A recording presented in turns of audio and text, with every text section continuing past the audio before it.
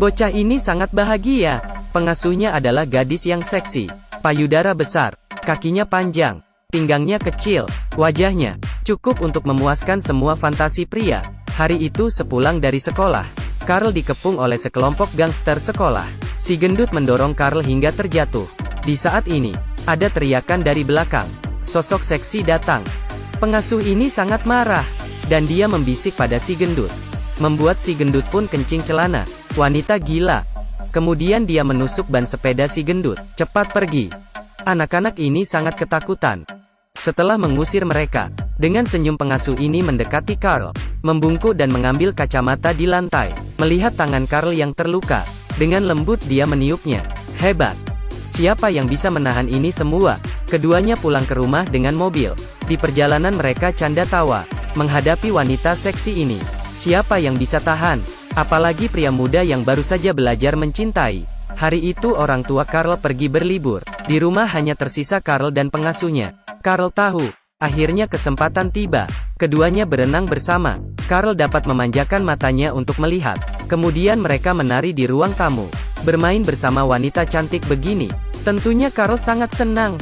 Jika capek, mereka berbaring bersama di sofa. Pengasuh itu pun berubah menjadi kakak kepercayaan.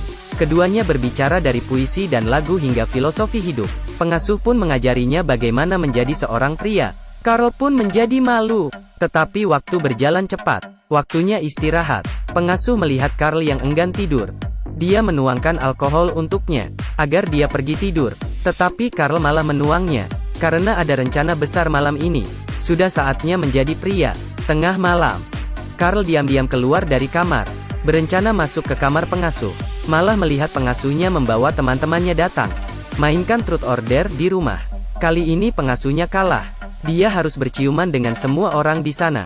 Dia juga tidak malu, langsung menciumnya. Melihat Dewi tercinta begitu mempesona, Carl pun malu, bahkan ingin bergabung. Namun, saat pengasuh ingin mencium pria berkacamata ini, tidak tahu dari mana dia mengeluarkan pisau, langsung menusuk pada kepala pria itu. Pria berkacamata itu berdarah. Carl terkejut. Apa-apaan ini? Tetapi masih belum habis. Dengan sekuat tenaga dia menarik keluar. Dua orang lainnya mengangkat gelas mengambil darah pria itu. Tidak sengaja, darah terkena muka si hitam. Kemudian pengasuh itu mengeluarkan sebuah buku kuno, dan membacakan puisi. Ternyata, pengasuh yang seksi itu ternyata adalah pemimpin sekte. Mereka mengadakan upacara misterius. Menurut buku, sekarang hanya kurang setabung darah anak laki-laki. Mendengar ini, Carl ketakutan.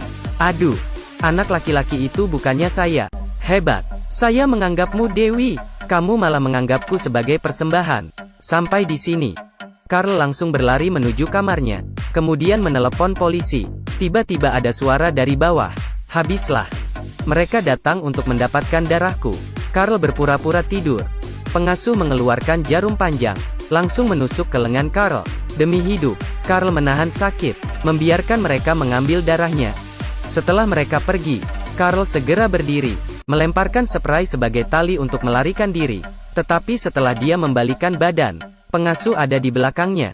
Carl pingsan karena kekurangan darah. Saat dia sadar kembali, dia sudah terikat di kursi. Dia sangat pasrah. Apakah dia akan mati di sini? Bisakah memuaskan keinginanku sebelum mati? Pada saat ini, ada suara sirene polisi di luar. Para sekte ketakutan. Carl mengira dia akan selamat, terus berteriak minta tolong. Seorang pria kuat menendang Carl. Di saat ini, polisi masuk. Pria kuat itu mengambil batang besi, langsung membunuh seorang polisi. Dia kehilangan kesadaran dan tembakannya terkena gadis pirang. Untungnya, lapisan silikon yang tebal menghalangi peluru, sehingga dia masih hidup. Adegan menjadi kacau. Pengasuh berhasil membunuh satu polisi lagi. Melihat ini, dan melihat mereka tidak memperhatikannya, Carl segera lari ke atas. Si hitam segera mengejarnya, tetapi tidak sengaja menginjak mobil remote control, jatuh ke bawah, sehingga mati. Pengasuh sangat marah, menyuruh bawahannya menangkap Carl. Carl juga tidak diam saja. Dia sering menonton Home Alone dari kecil. Dia turun dari jendela, menuju garasi mobil, menemukan korek api, dan sebuah petasan. Kemudian dia merangkak masuk ruang bawah tanah, mendatangkan wanita itu, kemudian menyalakan petasan. menjebak lawan dengan jebakan tikus. Carl mengambil kesempatan untuk melarikan diri, menguncinya di ruang bawah tanah. Dengan ledakan besar, Carl pun terbang puluhan meter. Wanita itu juga mati. Petasan ini pasti made in China. Sesudah itu, pria kuat datang dan mengejar Carl, membuat pria kuat itu terjatuh. Saat terjatuh, Carl langsung menendang bagian kelamin pria itu. Dengan kesempatan ini, Carl naik ke rumah pohon. Kelihatannya Carl sudah hampir mati. Ternyata, kayunya sangat tipis. Pria kuat itu salah menginjak. Keduanya terjatuh. Talinya malah sangkut di leher pria kuat itu, sehingga dia mati tergantung. Carl kembali ke rumah, berencana mencari sesuatu.